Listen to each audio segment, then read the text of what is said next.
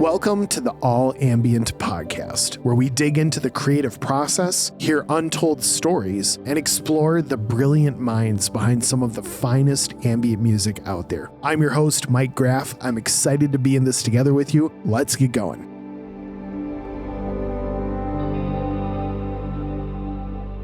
Hey everybody, here we are, All Ambient Roundtable number 3. This is a really fun one. We talk about content creation, and clearly we're all creating a lot of music content, but there's a lot of other content out there to create for the lanes of video, for the lanes of promotion, with the social media world, with so many different avenues. It was really fascinating to get to hear perspective and practices from these guys who have just infinite wisdom to throw at these things. We definitely dug into some deep heart stuff. I didn't even expect it to go to some of those places, but when we went there, we pressed into it. And I hope that you appreciate the transparent candor. I hope you appreciate the heart behind all of this. And let's go right into round 3 of the All Ambient Roundtable. Here we go.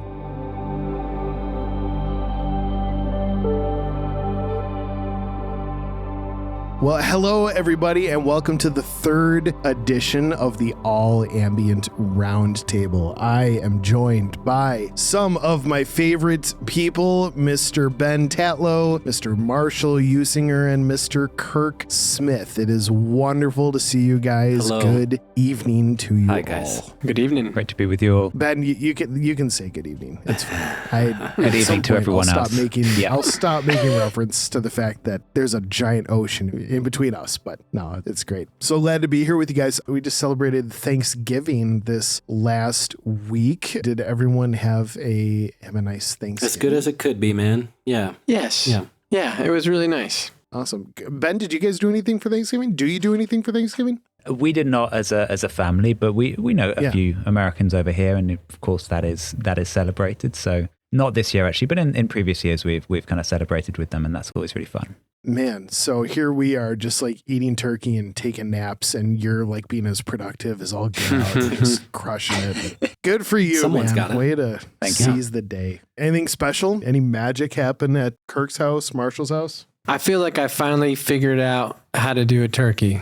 I did it last year and I did okay. And then this year, I think I did good. Just did the little overnight brine, a day and a half of brining, and then just roasted it like a regular turkey. Did a little butter basting under the skin. But I'm never going to like deep fry a turkey because I just know I'm going to burn my house down. So I'm just 100%. I'm going to brine it and roast it. There you go. Dude, we like to mix it up a bit. And I actually made pasta. I made homemade pasta. We don't do turkey every year just because I don't like adhering to social standards. But it's a true Enneagram 4. But I made pasta a few years ago and it went well. I did that this year too, and it's fun. Yeah. Nice.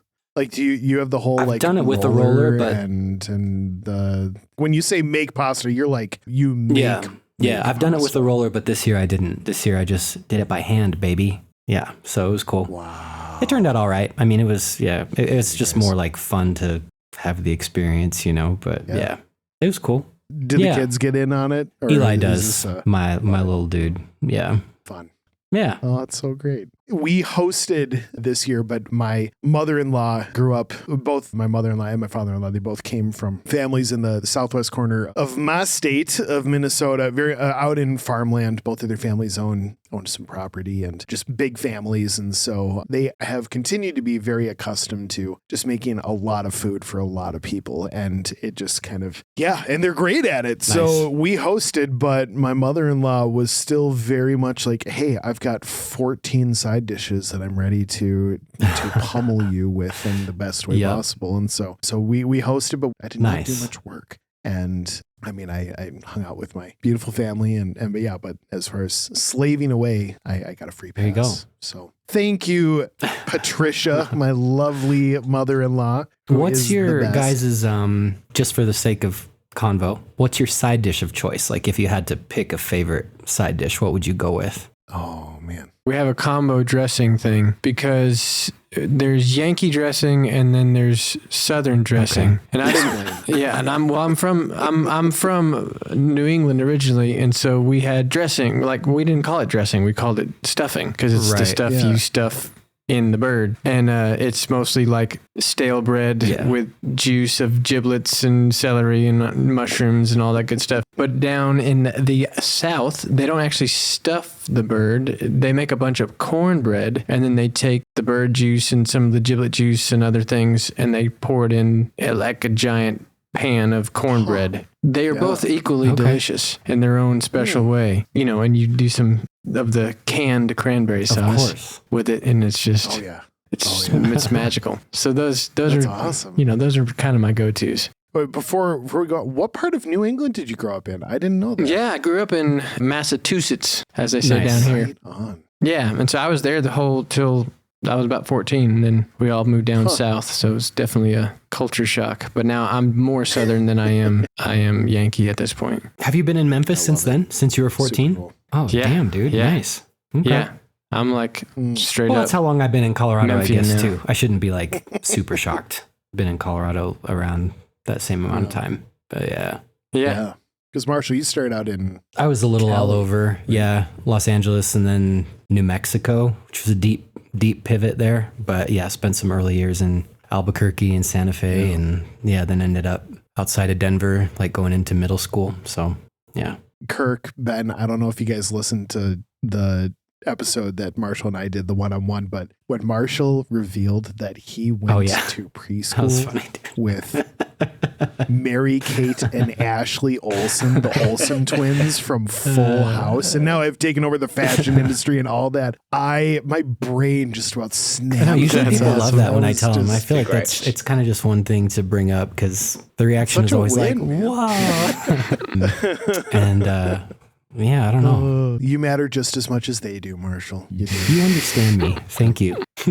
I love it. Ben, what is your family favorite side dish? Whether it's around, a holiday or whatever. What's the vibe at the Tatlow house? That's a good question. We have just different traditions, I guess, that we celebrate. Probably like a British one would be like Yorkshire puddings. I don't know if you have those. Yeah, you do those. And that's probably like I'd say a family favorite. Everyone kind of gets in on the action on those. Ben, are you all vegetarian? Yeah, pretty much. Okay. Pretty much in my immediate family. Okay. I had a hunch. Yeah. But we haven't always been. Hunch. But yeah. Yeah, cool. I like it. We've gone off and on, like typical Americans, with being vegetarian and then not being vegetarian. But Sarah was, did the vegan thing for a while, and she majored in nutrition, so she was like super passionate about that for a while. Told me she thought I should be a vegan, but yeah. We go off and on with that. Yeah. We became freegans. Go on. Which is basically it's where you make a bunch of vegan meals and you have those 2 or 3 times a week and then you're free to eat whatever else you want. There you go. On the other days. Yeah, it's a good balance. So freegan. It's all about a balance. Dude. Yeah. Oh, that's great. And then here I am with my wife from the farmlands, and it is red meat, and it is like, if you can't see the butter on the top of your side dish, then you've done something wrong. And I spend a lot of time at the gym to attempt to counteract. I love it. Well, guys, we're nearing the end of 2023. I suppose by the time that this airs, it's going to be 2024. But wild that we've made it through another year of releases and of the ups and downs of industry and all the fun stuff. But I know we talked a little bit last time about what this season looks like for you guys, kind of getting a jump on the next year. But I am currently in sort of planning mode a little bit for the next 12 months and beyond, and not planning so much so in the sense that I'm trying to lock everything down and just make no room for margin, but just kind of dreaming big and making sure that there's room in life to run after some of those big things. So yeah, what does the horizon look like for you guys? And you can keep your secrets if you'd like. If there's special stuff that has yet to be unveiled to the public or whatnot, it's more than fine. But what's getting you guys excited about in the future and what we're working towards? Because vague or as specific as you want, by all means. Oh, I wish I had some, but no. I wish I had some good secrets. Oh man, let's make some right now. I always feel this time of year is like when you know there's going to be quite a few holidays. So we're taking a few weeks off just after Christmas, get back to Hong Kong on the 15th of Jan. And then shortly after that is Lunar New Year or Chinese New Year. So that's another kind of holiday here. So it's kind of like you almost have to write off. And it is late this year, Chinese New Year. So it's like, I think 12th or something of Feb. And then we're also going on holiday again. So like January, February is like super messy. So I've basically been spending the last few months trying to do everything I need to do for Q1, essentially, like in terms of like having the releases set. Right. So I don't need to be kind of, chasing my tail on that, which is fun. I like to have things set.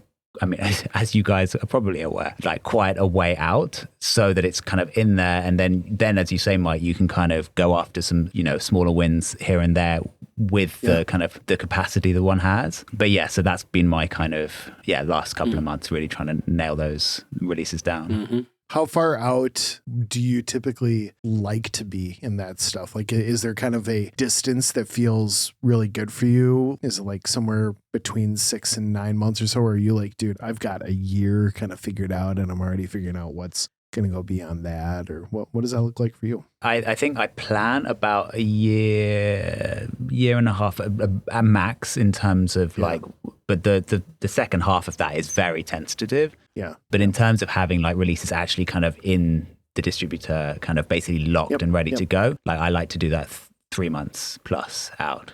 Yeah. Because then if anything comes up, you're like, oh, okay, it's fine. I've got this stuff set. Right. Mm-hmm. It's just kind of a load off the mind. Yeah. Wise. Very wise. Kirk, how about you? Yeah, I think in this next month, I think what I'd like to do is kind of have a vision for post 3 months from now, or, it's basically like from March till 3 months after March, like that. I guess that would be Q2, whatever that is. Yeah. So I'd like to have 3 months of music kind of locked and loaded to kind of give myself some breathing room and think about what do I want to do next. And then one thing I think I'm thinking about is collaborations. And if I can get a couple collaborations, at least on paper or verbally communicated on, then I'm like, okay, that's something I can be working on if my own projects are unsure or what I'm doing, So it's like, okay, I have a couple collaborations that would be nice to have locked in, and then I can weave my things in around it. Yeah.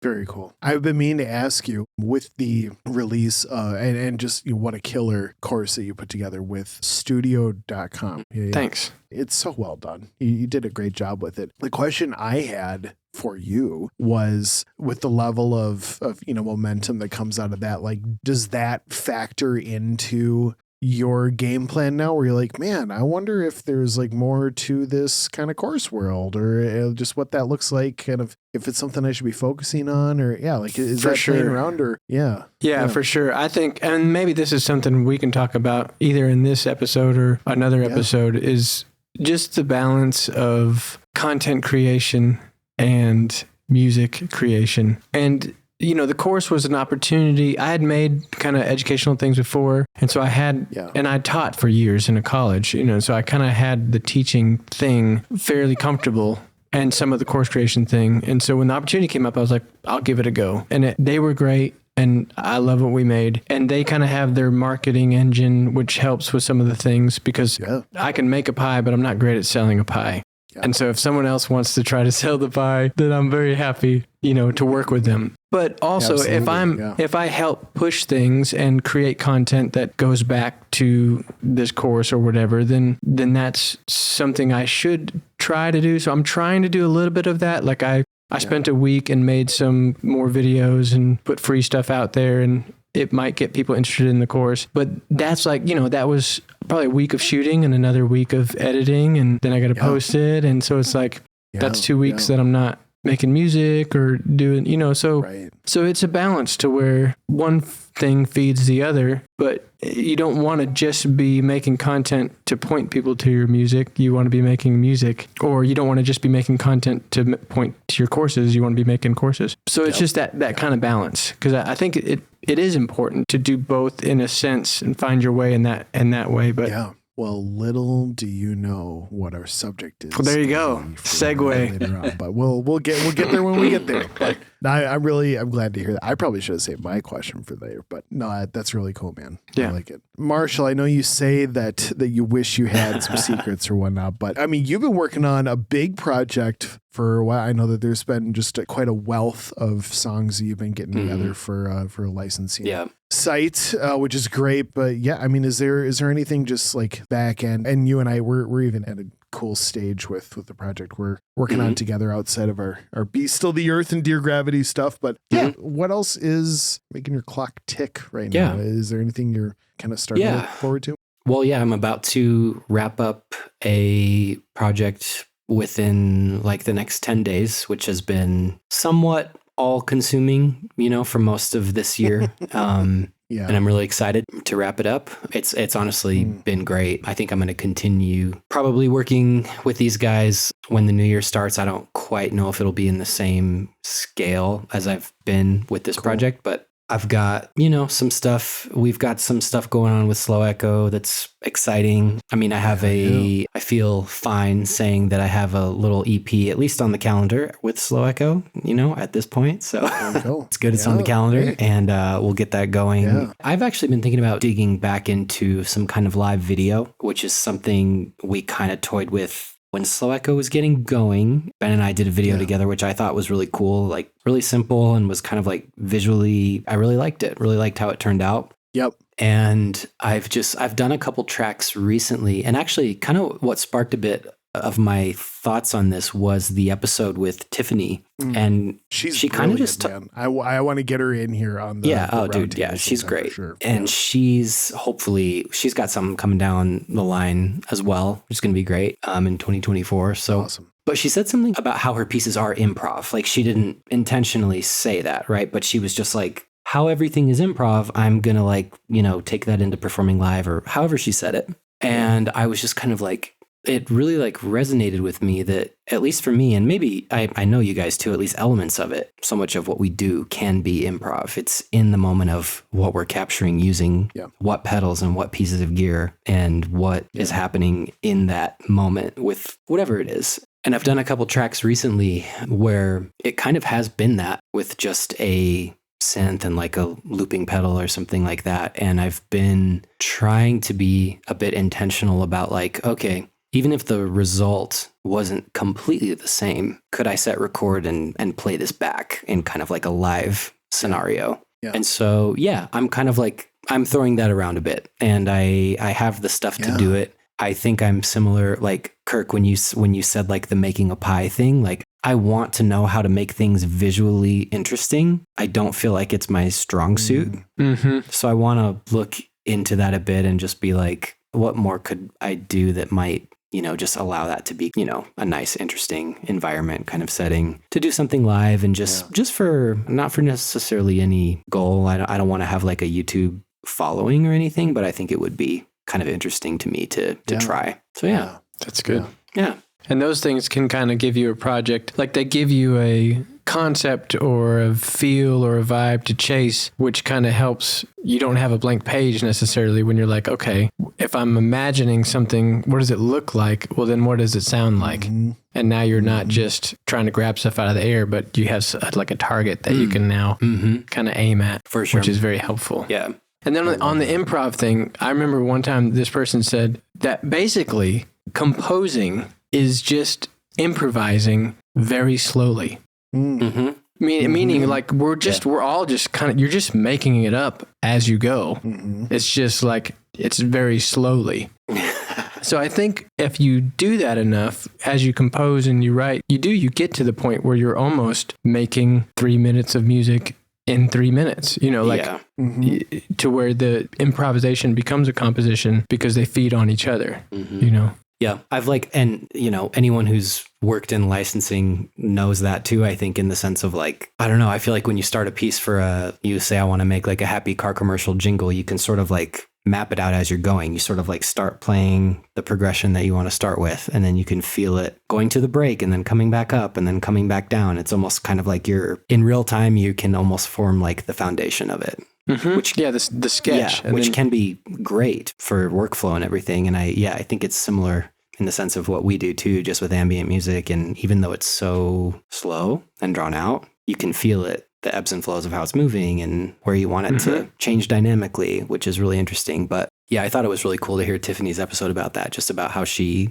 approached writing and the balance of improv with like general songwriting is just a cool topic. Well, and I think one of the things that I took away from that for sure is that we're all gifted at what we do, right? Like we've figured out a way to channel some type of composing, some type of improvising really slowly with whatever sort of catalyst that takes, whether we're inspired by this or whether we're, we've got a certain aim, kind of what you were saying, Kirk, like here's sort of the genesis of what I'm going to build towards. But I know that I default to a couple different, and so far my default mode has led me to some really cool things and I've continued to stretch and continue to grow. But I'm starting to get a little bit more interested in, it was very similar to Marshall, what you were saying, but where Tiffany is just kind of challenging the approach. So like, what if we just like upset the whole system on where things begin? And like, it's still going to sound in a sense like, like me or like you or,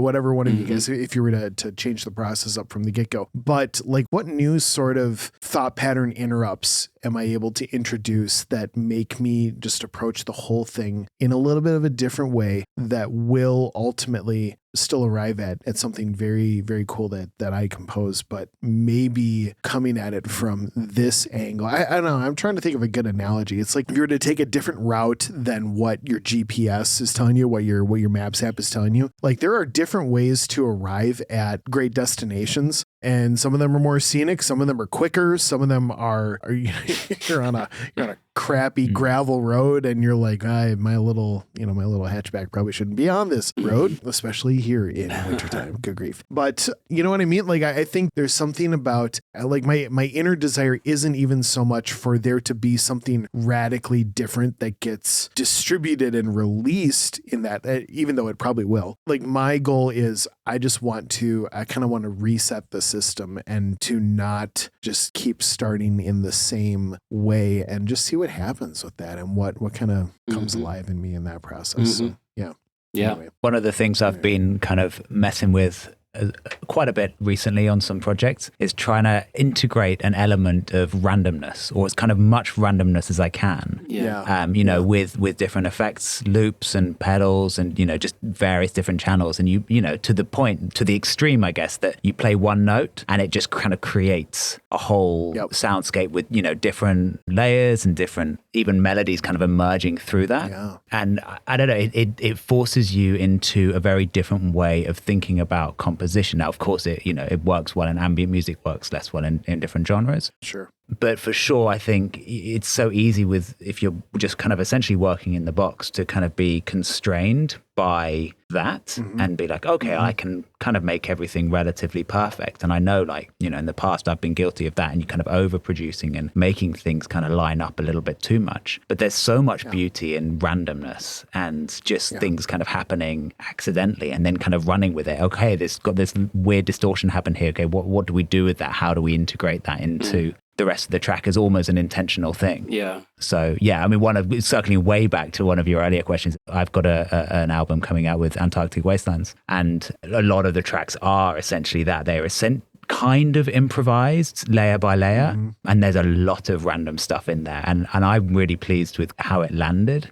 Yeah. Because it's still coherent. You can still listen to it as an enjoyable listen. It's not just completely experimental, but it's got, I guess, surprising moments along the way. I love that, man. And, that makes me think of, for someone who uses paint and canvas as their medium, there are so many successful painters, artists who have their easel and they have their palette in front of them and they have kind of the idea of what they're going after. And especially accelerated by the world of social media. You look at those people who have this crazy contraption they've built built where there's like this giant, like spinning thing. And then they've taken this, paint bucket and they've poked a couple holes in it and strapped it up to some swinging pendulum, string thing, and then just spin the thing in the middle and then send the paint bucket, penduluming around and for it to, to do what it does to the canvas. And then they, do whatever with that. And both of them are so valid, right? Like they're both, I mean, clearly they're both art, like no one's going to argue that, but I guess I love both approaches so much. Like they're, on one side, there's the very like the minute details and the attention to like, hey, I'm crafting this thing very specifically. Then the other one where it's like, I'm just going to create an environment where there's a whole bunch of random not nonsense. There's a whole bunch of just random happenings that are about to explode onto this thing. And I don't know what's going to happen, but I'm here for the ride. So let's go. And I think that there's, in the genres that we all play around in, I think there's a lot of fun, like I said, to both of those and to find the marriage of the two. Yeah. Yep. So love it, dude. Yeah, I'm gonna become a painter, you guys. I'm gonna start hanging buckets from my deck and spinning big ol'. Yeah, that'll be fun. That'll be cool.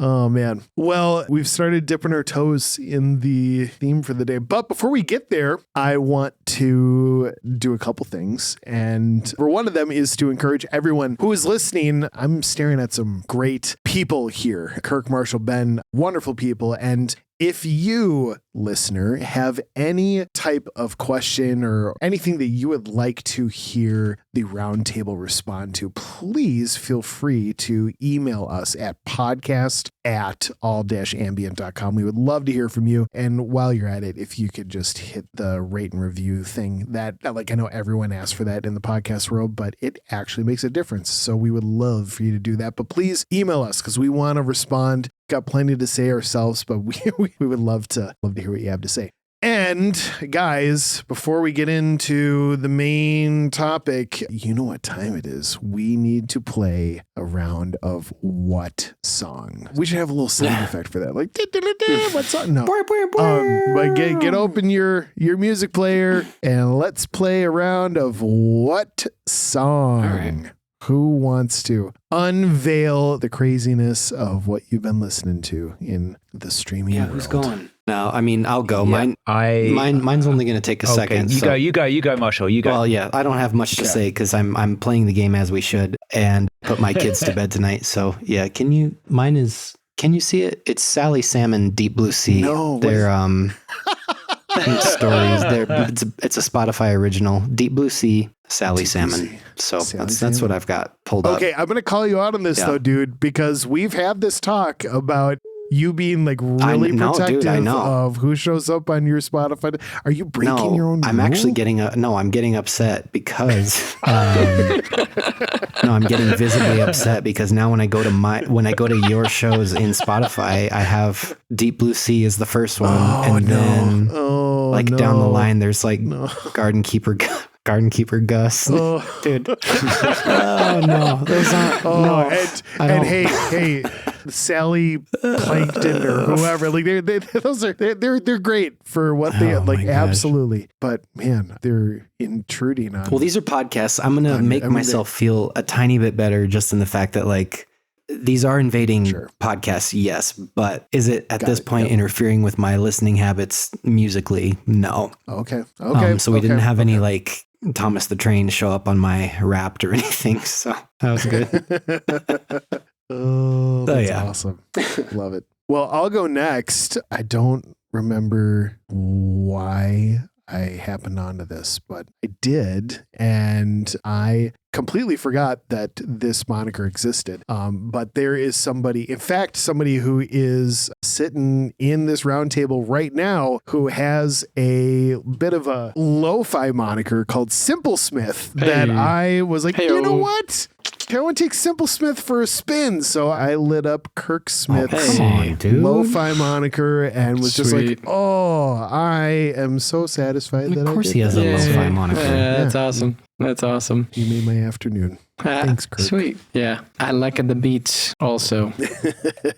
I made beats, like making beats was actually the first thing that got me into music. Right. Way before I got into film type stuff for producing for bands. Yeah. And so I've been excited to to build that project, and it's been super fun. Cool. That's awesome. I have "O Come, Emmanuel" by Stacy Gaffer. Ooh. It's on the Spotify instrumental Christmas music. 'Tis the season. We broke the seal. We broke the seal. I mean, we got the tree, so it's like we're just all in. And I mean, it's like it's not even December. It's like, bro, it's like we had to. You gotta. So man, I completely hear you. There's kind of a how early is too early question. I mean, the day after Thanksgiving is kind of you're in it now, man. Like, yep, you're good. Mm-hmm. I'm playing along with a boatload of just really, really talented musicians we call it the Christmas Spectacular at our church, and we're doing it this weekend. But it's really kind of the mindset behind it. There's so many talented people at our church, and this is the time of year when everyone's like, hey, could you play this fun song? Could you do this and that? And, for anyone listening who's in the church world, there's the thoughtfulness of people who are leading the music or the worship, like that they've got their own ideas on how they want things to go. And when it comes around to Christmas time, there's a lot of ideas of things that should be included, even in the midst of just trying to like still have a worship service that feels meaningful. But then when you try to add like Santa Baby to that, it just gets kind of weird. And so all that to say, the way that our church kind of circumvented all that was to just do like right at the beginning of the Christmas season, do a big old bash with I think we're doing 19 songs that are all, I mean, just like Christmas up the wazoo, everything like the like just, I mean, it and it turned out awesome. It's coming together, and I'm really excited. And then that way we can kind of do, as all the leaders and everything, they can kind of have their own way with the rest of the Christmas season because they've gotten all the crazy stuff out of the way, which is great. But all that to say, with a million songs and me being a part of this thing, I have Christmas music coming out of my eyeballs, and I have been for like a month and a half now, and I am really, I love this thing, and I am also really ready for this thing to be over so I can just purge myself a little bit of overdose on Christmas. This thing being the show, not Christmas in itself. Yeah, done with Christmas. Oh man. Yes, I 100%. There's a lot to celebrate, but anyway. I'm sure you guys have all in some way written kind of Christmas music at some point, and it always lands up that you're writing it in the summer, and you've got a whole season of kind of Christmas from May through August, September, and then you got a little break when you're submitting it to be distributed, and then it hits you right back, and you have basically an entire year of the thing. Those years have been tough, Christmas wise. It's true. It's like you got to go to your local coffee shop, and be like, in the middle of July, be like, okay, I know this sounds crazy, but are you willing to make me a peppermint mocha right now? I need to get in the vibe for something that's not due for a while, and oh man, that's funny. Ben, I think we have yet to hear your answer. Yes. Mine was more a playlist, to be perfectly honest. Spotify do their kind of best of some of their playlists. Mm-hmm. So this was the best of Ambient X 2023. Oh, yeah. Which I think, Kirk, you and I are on this playlist, which is why I found it. That's awesome. Which is pretty awesome. I got the thing yesterday, the notification. So I was just kind of listening to the other music. Currently I was on a track called Invitation by Anna, which I have actually heard a couple of times before. It's lovely, really, really cool. But yeah, it's a cool playlist to listen to. Kind of the best of what Spotify deems as some of the best of the ambient world over the past year. So yeah, check it out. Yeah, very cool. Amazing. All right, guys. Well, here we are. We're at, I don't know if it's a halfway point. We're probably over the halfway point, but I wanted to dig into for the listeners, if you haven't figured this out yet, the other folks at the Roundtable have very little idea of what's actually coming when we sign up. We're all excited to be here, and I'm grateful for that. But there's also a little bit of what are we getting ourselves into? And sometimes I feel that way too, because as much as I've got an idea or two of what I want to talk about, I mean, not I, but us, I also know that it's really important for me to shut up and to learn a thing or two from other people that I respect and admire. And really, I mean, it's very much, we are all sharpening each other for sure. So sometimes I even hesitate a little bit, be like, am I even the right person to come up with this? So all that to say, It was fun to hear some early thoughts from a couple of you on a particular subject, because I wanted to talk about the world of content creation. I think a specific lean into the visual lane, kind of video and kind of that whole world. But man, it kind of feels like the wild, wild west a little bit, because I mean, social media is what it is. It is so what used to be image driven and now is just completely video driven, like, you know, across the board for sure, which is great. There's a lot of cool things with that. Then there's the intersection of how do we as instrumental musicians engage with the world of content creation, whether it's creating video content for the stuff that we've done, or, I mean, in Kirk, you started dipping your toes in, you know, creating all the extra content, pointing people towards your course. There's just so many different angles to come at this, but then even more so, and Marshall, you were kind of touching in on it, just the idea of, you know, what does the live capture or just, you know, the live performance of it, that aspect. I'm kind of fascinated by it all. And I am trying, I haven't told anybody about this. This is probably as good of a place to talk about as any. Folks, if you want to know how the sausage is made, here we are. I have several concepts that I'm starting to pull together. I'll talk about them a little bit more as we get going here, but all of it is video related, and how video like engages with, ultimately like brings life to the music, and is something that helps one almost engage with the music in a deeper way. So that's kind of where I've been at. But yeah, video is not going anywhere. And the marriage of music and video has been something that is decades, you know, probably right around the time that music and a moving picture were able to be married together. It became very clear that those two things are powerful when you smack them together in the right way. So let's chew that a little bit. And you guys have already started touching on it, but I would love just some of your general thoughts of maybe just kind of like the state of the union. Like what does the world of visual creation, of content creation look like to you right now? Like from your perspective, where you're sitting, which cannot be wrong. Like there is no wrong answer here, because we're all looking at it from different angles and we're all probably going to try to accomplish different things. What does it look like for you? Just what are you observing, and what makes you happy about that? What kind of ticks you off about it? What are you getting inspired to do? Yeah, let's talk about the visual world and content creation. And when I say content, I'm not specifically saying like something to bolster a social media account or anything like that. You guys all know by now how I feel about social media. And I don't think it's awful, but I also think that there has to be a world that exists where one can not use that as the primary impetus to grow a career and still be able to do it successfully. But also probably shouldn't ignore it. So I kind of mean in like a broader sense, not just social creation, but very much social being a part of it. Yeah. What are you guys thinking? What are you seeing in this world right now? I think there's like exactly what you're saying in terms of social media. There is this kind of juxtaposition of the stuff that works well on social media is short form, 15, 30, 45 seconds clips that people want to watch repeatedly. And so if you go down that route, that's cool. There's nothing wrong with it. But you're essentially trying to grab people's attention immediately, keep them hooked, throw them some kind of interesting things in there so that they kind of want to keep watching. And I think I've wanted to do more stuff with social, with more kind of to camera things. But often when I think about that, I'm thinking about longer form versions of that. If I have something to say, I typically am not great at keeping it down to a 20-second soundbite, if you like. It might be a 2-minute, it might be 3-minute thing. And so for me, it's a kind of trying to figure out, okay, what format is right, which also doesn't just completely limit who might come across this. And that's from a maybe slightly more educational perspective. When it comes to visuals that go alongside the music, I've always been a big fan of doing some form of, and I know, Mike, you do this as well,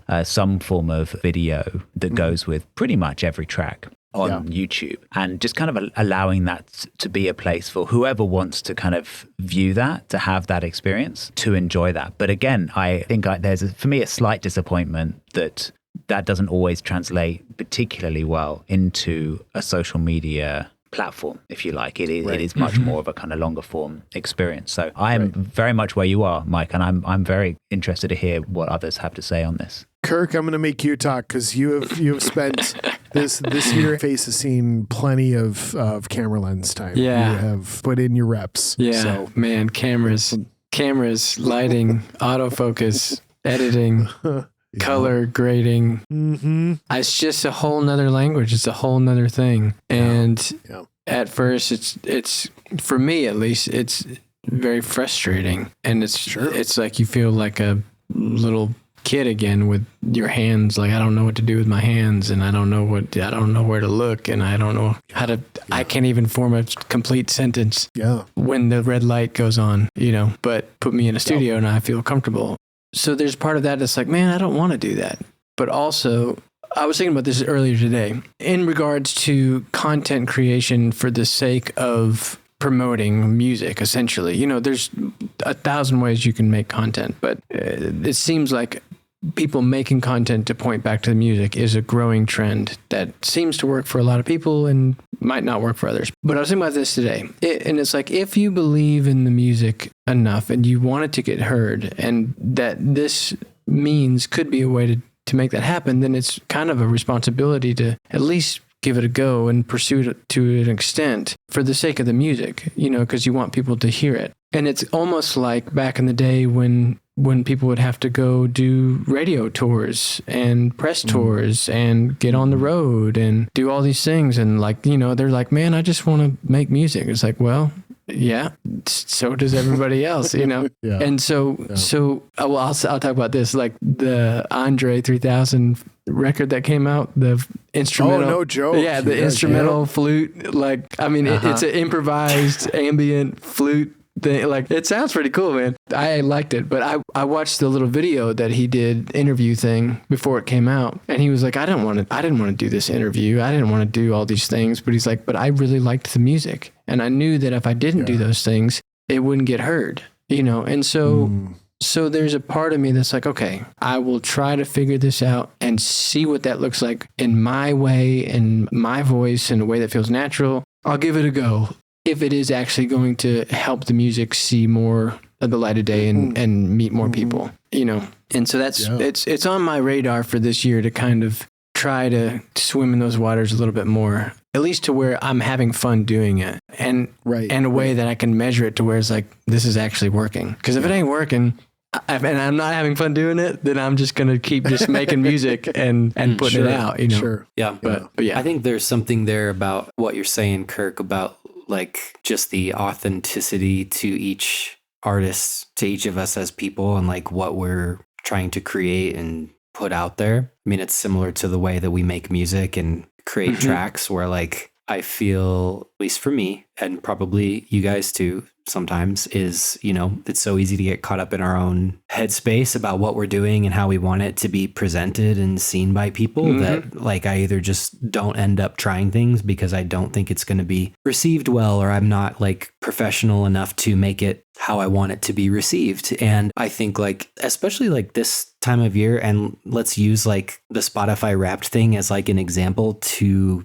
realize that it's like, oh, there's like actually people that are listening to our stuff. We have people that are, I know each of us have people who are, our music has been put in like the most played music that these people have listened to, which is like incredible. And I think it's hard to like, in this world of streaming, it's hard to kind of like remember that there's people out there who are interested in what each of you guys are doing musically and creatively. And as a fan, for me, like, I always tell Mike this, because I'm like Dear Gravity fanboy, like to the max. And I'm always like, dude, if I had the chance to watch Mike, how he makes a track or how he records a guitar, like I would be all over it, because I love what he does. So I think it's, when you think of it in that sense, it's like, wow, like it kind of helps me think, how can I put some effort into this to where someone who really is a fan of what we do is really a fan of the music that we make, this would like benefit them, or we could help, there's people who are starting to make music who might be like, oh, that's cool to see how they do that. But for me, it's like the challenge of, you almost don't want to start doing it because you're too scared of like, it's not going to come out the way you want or whatnot. But I think just like with making music, of course, like it's the routine and practice of it, right? To just getting better at it as you go. Yep. Man, that's a good word, Marshall. I wasn't even expecting to take this particular direction, but I feel like we're going to do it. So we're just going to Did I not answer it, Mike? Did I answer the question wrong? No, it was great. You answered it exactly how you were supposed to answer it, and it's great.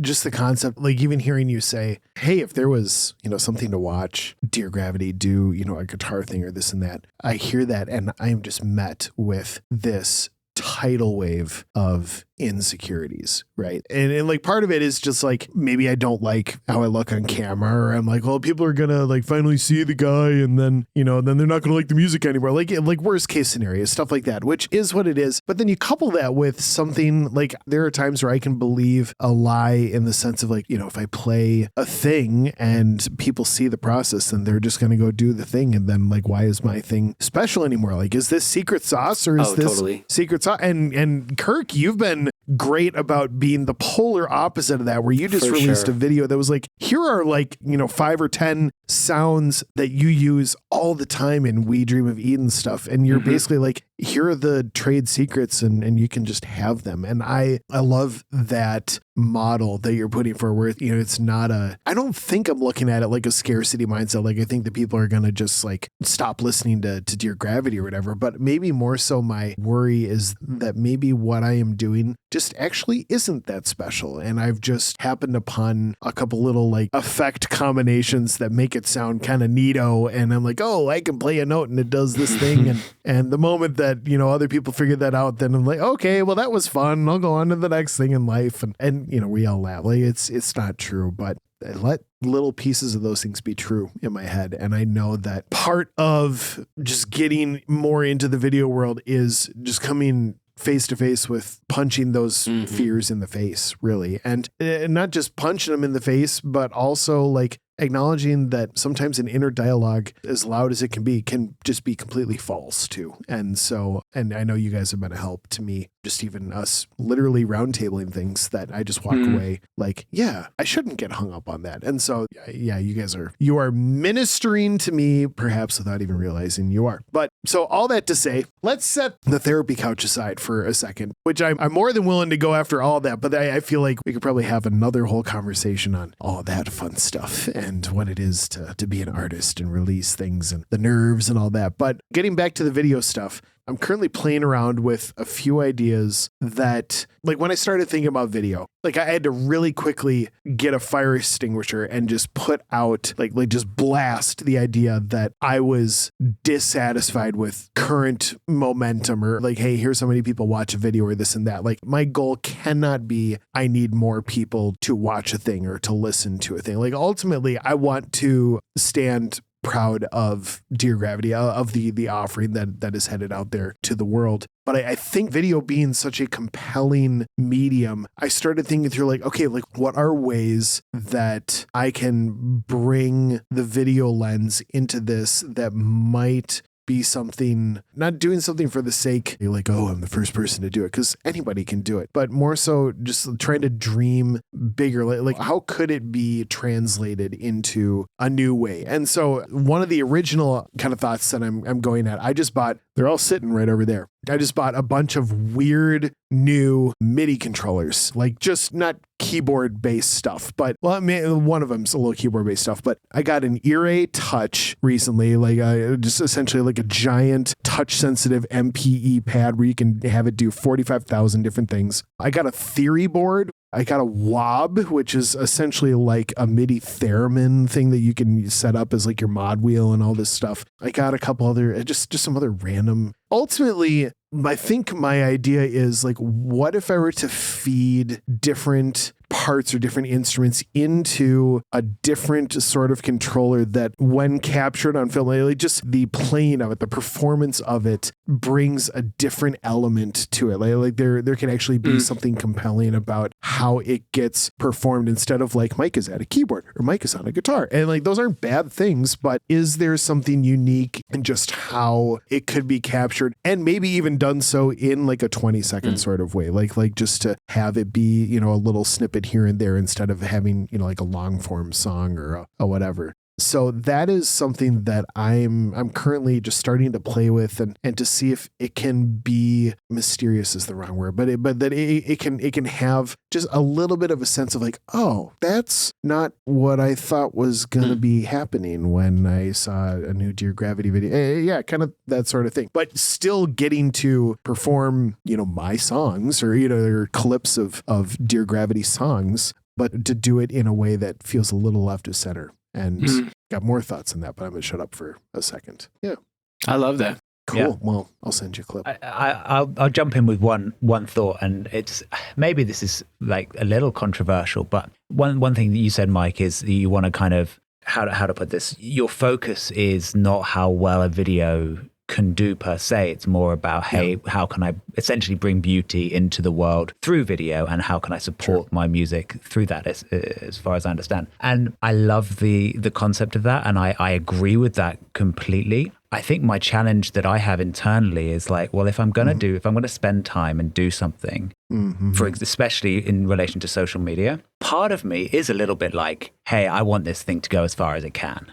Sure. Or I'm not going to, or essentially I'm just going to do a like real easy version. Hey, here's the cover image kind of moving a little bit with some text. Great. You can check it out on Spotify type thing. And I think that's where I get caught up, is that, okay, well, I can do this easy version very fine. Sure. But if I'm going to do something, I want it to kind of have the potential, not necessarily achieve it, but have the potential of going pretty far. Yeah. And so it needs this kind of unique idea. It needs a unique hook. It needs to kind of come together in a really fun, professional way. Because then if you get 20, 50, 100,000 views, then that could really potentially lead back to your music, your profile, and kind of grow you that way. And I kind of get caught in this loop of like, well, do I want to go after that? That takes a lot of time and planning. But as Kirk, you were saying, that could potentially be worth it in a kind of, this is part of the promotional strategy. Yeah, I land there and then I don't do anything. So that's very helpful. Yep. Well, and I'm going to shut up after this, but Ben, I love that thought. What I'm not saying is that I absolutely don't care about the fact if there's like 4 people who show up, be like, well, it doesn't matter because I had fun doing it and it looks awesome and it was great. Like of course, there's a desire for it to enhance really already the listening experience and to have a reach. I just want to make sure that my very early onset isn't, I am doing this because I want 100,000 people to have their eyeballs on it. Be like, I want to do something really cool. And it would be, how fun would it be if this particular thing actually wound up doing really well and became sort of a new, unique thing in the lane that got some extra momentum.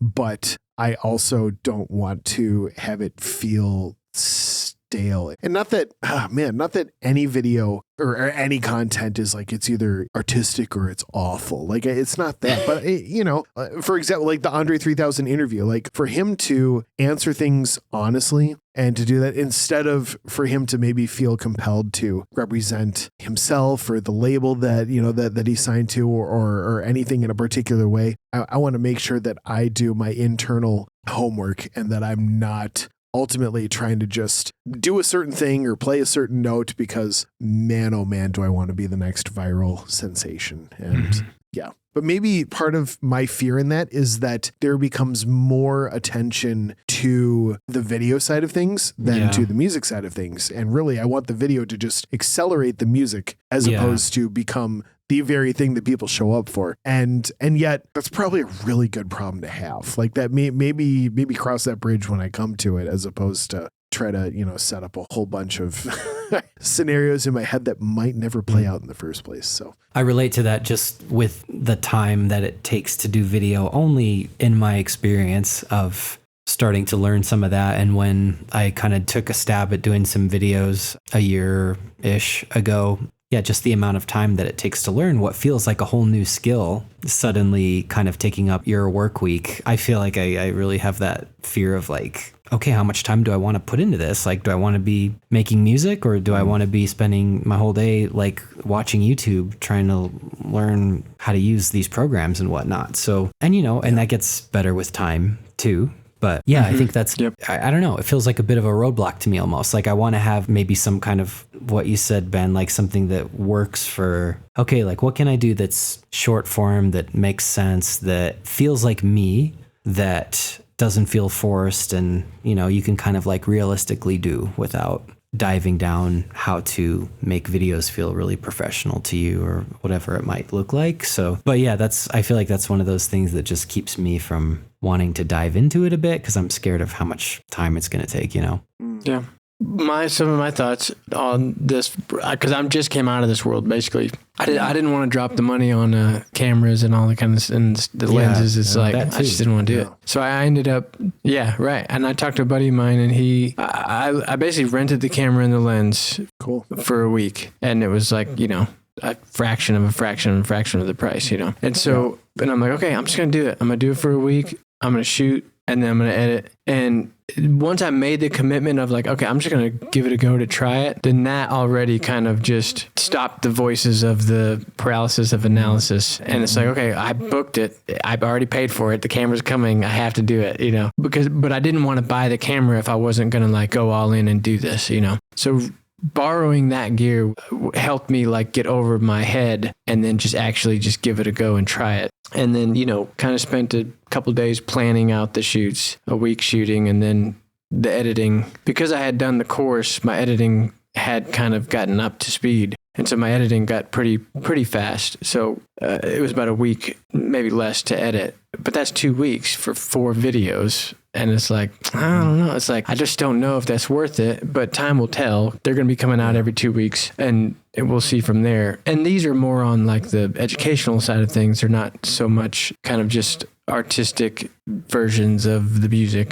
And so you can do whatever you want. But what I'm realizing as I'm kind of walking down this road is we're in a world where online internet musicians aren't necessarily touring all of the time. Yeah. Mostly because they don't have to. And I think that's kind of amazing as someone who's toured, and it's like fairly awful and sometimes wonderful. But it's like, that's a very expensive way to spend 20 minutes on stage. It's like, the touring is just, it's crazy. So if I can, instead of spending a day in a van away from the world, if I could spend a day in my room and make a video that isn't on stage for 20 minutes, but is in the internet, potentially worldwide, even if it gets 100 views, that's still more than what would happen in the van. Yeah. So it's like, it's almost like a new version of touring to get in front of people in whatever capacity you can. And when I'm talking to some people too, they're kind of like, yeah, people don't really care about the quality as much as we care about the quality. I want it to look a certain way. And so then I don't do anything. But if I don't start doing something, it's not going to move towards what I think it could be. Yeah. So it's like, and I don't know if I even want to keep doing it, but all that to say is just like, we kind of have to just either borrow this stuff and give it a go to see if we enjoyed the process. And then from there be like, yeah, I could do a handful more, or I could try something like this, or it might spark some ideas. And I love the idea of what you're talking about just with awkward instruments. I think that is like somebody seeing something of like, oh, those gestures are making sounds that I'm not usually seeing, and I love those kind of ideas too. Well, and not like, I don't want to reduce, I think we talked about this on a different roundtable. Like, I don't want to reduce Sigur Rós to like a single thing, because they're incredible. But one of the first things that I think a lot of, perhaps not deep fans think of when they think of them is Sionsi playing his guitar with a violin. Yeah. And like just that right there, like just that single kind of visual, flip something upside down, like just flip it on its head as far as an approach. And not that he's the first person to ever do it by any means, Jimmy Page, many others, but just to capture what that does, not just to the music, like it creates a beautiful sound, but also like what that just kind of does to the ethos or what that bakes into the experience of the band, of the music is I think just a really unique thing. So I hear you. There's something to just how do we lend to the experience there? Yeah. I'll pull back the curtain even a little bit further. I am about to do something that I don't know if I've seen done, but I had kind of an idea. No, I take that back. I think I've in the back of my head saw somebody do something similar. But I released a 5-song EP a little while ago on Echoes Blue called Prismatic, and I am super proud of it. I love it. It feels like Dear Gravity to me. I think it's just a great little release. I'm really happy with it. But I wanted to extend the footprint a little bit further. And I was like, you know what? Why not just try a bazillion different things with this video-wise? Like just do all the things. Like don't just do a thing, just do all the things. And so my first little foray into that is that I actually released 3 different videos on YouTube for each song. So kind of like sort of my typical visualizer video that I do. And I've got other ideas for the future of how I want to kind of incorporate that into a performative thing. But then I also more of like a cinematic video, which is similar, you know, especially for those of us who do, you know, all of us, but for anyone else out there who does licensing music. So you want film and TV, and, you know, people who are you know, marrying, you know, music to image. It's almost like a sizzle reel in a sense. Like here's what this could look like if it was part of your project. Not that I'm marketing it as that. I'm marketing it as like the cinema experience or whatever, but kind of telling little stories in that. And then also one that's just real meditative, you know, like just kind of a very calm visualizer for people who want to just chill the heck out for a second. I'm into that. But the next wave of stuff that I'm about to work on, and I'm curious how it's going to turn out, but I'd be curious to hear what you guys have to say, not just for affirmations or pats on the back, but like what this could maybe grow into, is that I'm going to start playing with some intermedia stuff. So currently I have a friend who is a painter. She's a visual artist and canvas is her medium. I also have a friend, and Ben, actually you and I mutual respect, Libby, with a dancer who's great in her craft. Yeah. And I have a couple friends in the poetry lane that I'm working with. But the idea of this was, and it'll take, you know, a couple different cameras to sort of capture, but with the painting, with the dancing, with the poetry, the idea is I don't want you to listen to this at all. And I want to put on the EP in its entirety, which is like maybe 20 minutes total, but put on the EP and for you just to respond to the music, respond to the experience of the prismatic release in your art form. Like just what does it move you to do? What gets created in your specific art form in response to what you're hearing? And I think it could turn out really cool. And not just in the sense of like, oh, that was a really cool paint, or, you know, or that was, you know, kind of a unique idea, but I love the heartbeat of this music is moving me. Like music moves all of us, right? Whether you're just taken aback by it or whether you get inspired by it or amped up by it or you know, almost, you know, choked up a little bit by it. I love the idea of how does this music marry itself to your, not just your life experience, but like the things that you love to do and the things that you create. And so I think it's going to be really cool. And maybe I'll try to pull little clips in there and have, you know, do like really short form stuff instead of just big songs or like a full experience. But yeah, the more I think about it, the more I get excited about it. Not for a, like, this is going to be the thing that sets Dear Gravity apart or whatever. 'Cause I don't know, it might not, but more so like I like the idea of art being recognized as art. That's kind of a dumb sentence, but you know what I mean? Where like you just take it in. Like I'm going to stop and experience this for a second. And I think that there could be something really cool about that. That's cool, dude. We'll find out. I'm excited to see that, Michael. Yeah, love it. Dude, I think that's cool though, because it feels to me like you can kind of compare that to some of the reasons that we as musicians, we create music because we are inspired by certain things, you know, whether they're artistic or certain things about life or visuals. I've shared the story of being inspired to want to make instrumental music because of how watching a film made me feel when music was done the right way. That made me want to create music to try and like spark a feeling like that within someone experiencing it too. And so it's kind of like, it feels like a bit of a circle in the sense of you know, being able to present the music that you are inspired to make, you know, you're presenting it to someone who is artistic in a different way. They're responding to the music that you've made. I feel like that's a really cool, like, circle of life type idea, just as far as like how, you know, art is art and we as artists are inspired by different ways and different things of what we experience. So yeah, I think that's rad, man. And it harks back to the improvisatory thing we were talking about earlier. You know, you're not only potentially, you know, improvising the music yourself, or part of that is an improvisatory kind of process, but then you're inviting someone else in to kind of co-create in that improvisatory way, which I think is quite beautiful. Yeah. I mean, to kind of try to bring it all the way around is the idea that there is nothing new under the sun. You know, none of us are necessarily doing anything that hasn't been done before in some sense. But there's this quote that said, everything that's been said has been said before, but not everybody was listening. So it should be repeated.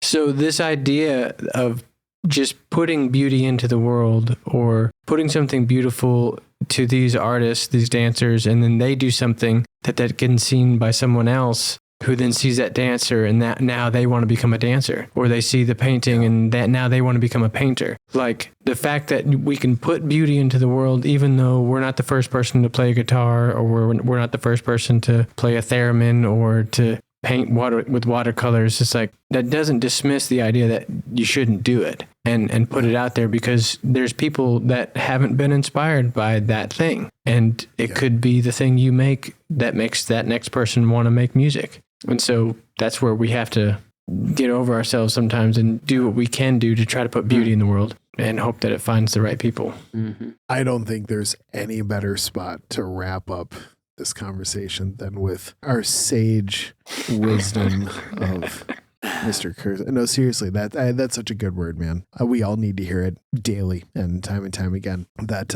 we've been given this gift to co-create, right? That we weren't the ones who created the universe, but we get to create in our own little way, and that is just this giant gift. But it also is this thing where it's like, we're just a very small part of it. Like I don't want to make my journey littler than it's supposed to be, but I also don't want to buy into the lie that my journey is actually bigger than it really is. And it's good to be confident and to go out there and to be like, no, like this is what I'm supposed to do. But also, yeah, like there is nothing new under the sun, and to just kind of hold a little bit of that. I was just listening to a podcast that somebody was talking about how whenever they possibly can, they get to somewhere with a big view, like whether it's mountains or the ocean or wherever. But they're like, if I'm within an hour driving distance of a big view, like I will just figure out how to make time to do it because of just the head and heart space it puts me in, and it just reminds me of the bigger world out there. It reminds me that my part in it is maybe a little less significant than I like to tell myself sometimes, but also for that to be a beautiful thing, that we are part of a bigger story, and that there's a ton of people out there at their part in the story, and that exactly what you said, Kirk. Like, what if my obedience in this, what if my courage in this might encourage somebody else to take the step that they need to take in order for them to live out their story too. So it's good.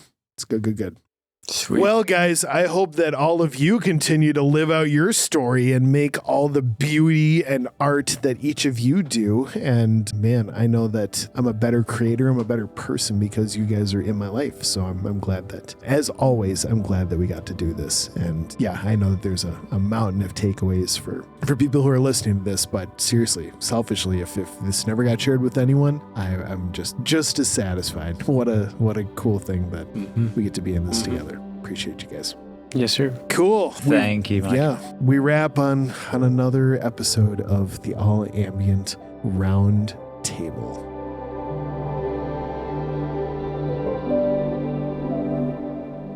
Thank you again for listening to the All Ambient podcast. Make sure that you subscribe to the podcast so you can catch every conversation we have with all these incredible people who share the same passion. I'm looking forward to the next time. I hope that you are too. Can't wait to see you then. And until then, have an incredible day. Here's hoping that this music and the heart behind it makes your day and life that much better. See you next time.